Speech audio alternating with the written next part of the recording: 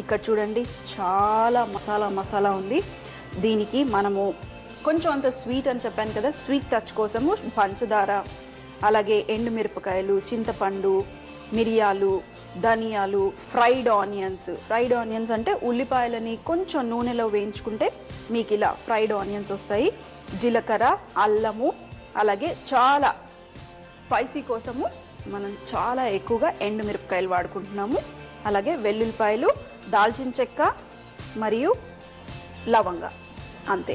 ఇవన్నీ వేసేసి మనం మిక్సీ పట్టుకుని ఈ పేస్ట్ని ఫిష్కి చక్కగా సున్నితంగా ఫిష్కి చేయితో రుద్దేసేయండి. కొంచెం ఆయిల్ వేసేసేయండి, ఫ్రై చేసేసేయండి. సూపర్గా ఉంటుంది.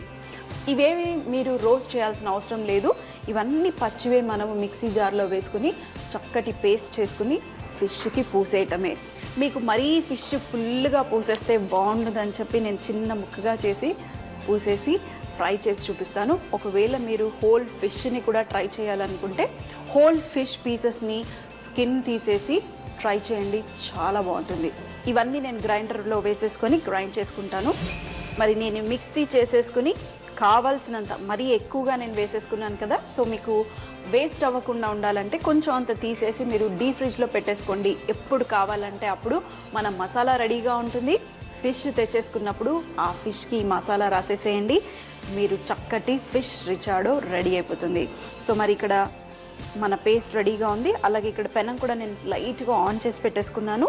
ఇప్పుడు మనం ఏం చేస్తామంటే ఈ ఫిష్ని స్లైట్గా గ్యాషెస్ ఇద్దాము. అంటే లైట్గా ఇలా కట్ చేస్తే ఈ మసాలా దీని లోపల కూడా పట్టుకోవటానికి. ఒకవైపు నేను గ్యాస్ ఇచ్చేసాను కదా, ఇంకో వైపు కూడా. చాలామందికి ఫిష్కి కొంచెం అంత మసాలా ఎక్కువగా ఉంటేనే ఇష్టపడతారు. సో అలాంటి వాళ్ళకి ఇలా గ్యాస్ చేసేసి, ఎక్కువగా గ్యాసెస్ ఇవ్వకండి. ఎక్కువగా కట్ చేశారనుకోండి మళ్ళీ చితికిపోతుంది. కొంచెం అయిపోయింది. ఇప్పుడు మనం ఈ మసాలా పేస్ట్ తీసుకొని, ఇది గోవన్ డిష్ అండి, గోవాలో చాలా ఎక్కువగా సర్వ్ చేస్తారు.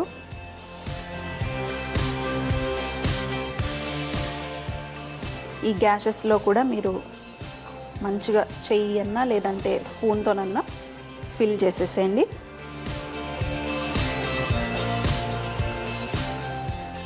అంతే.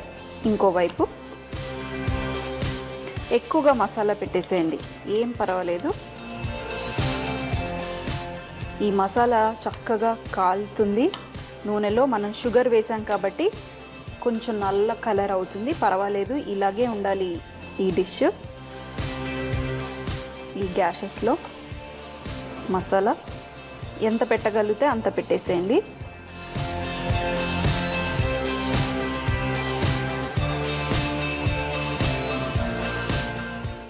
మరి రెడీ. మన మసాలా అంతా దీనికి పెట్టేసి రెడీ అయిపోయింది. చూడండి.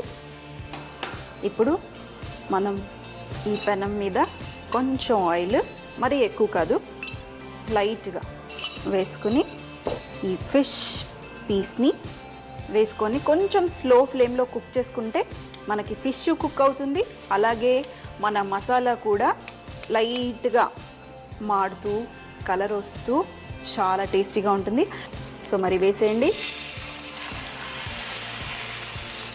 వేసేసి స్లో ఫ్లేమ్లో మనం ఒక 5 నిమిషాల వరకు మనం కాల్చుకుంటే చక్కటి ఫిష్ రిచాడో రెడీ అయిపోతుంది.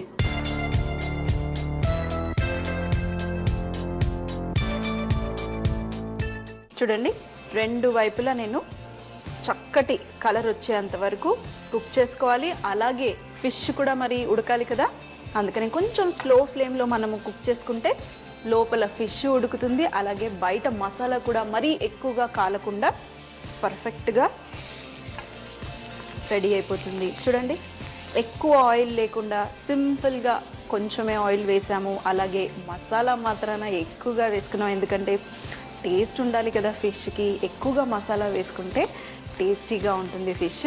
చూడండి, కొంచెం కలర్ వచ్చేసింది కదా. ఇది క్యారమెలైజ్డ్, అంటే మనము ఇందులో షుగర్ వేసుకున్నాం కదా, పంచదార వేసుకున్నాం కదా, అందుకనే ఆ పంచదారకి ఈ కలర్ వచ్చేస్తుంది ఫిష్ చెప్పాను కదా, స్వీట్గా పుల్లగా, అల్లం వెల్లుల్లి వాసన, ఆ ఫ్లేవరు అన్నీ ఫ్రెష్వి, ఏవి మనం రోస్ట్ చేయలేదు కాబట్టి మనకి ఆ ఫ్రెష్నెస్ అనేవి ఫిష్కి పట్టుకుని ఉంటుంది.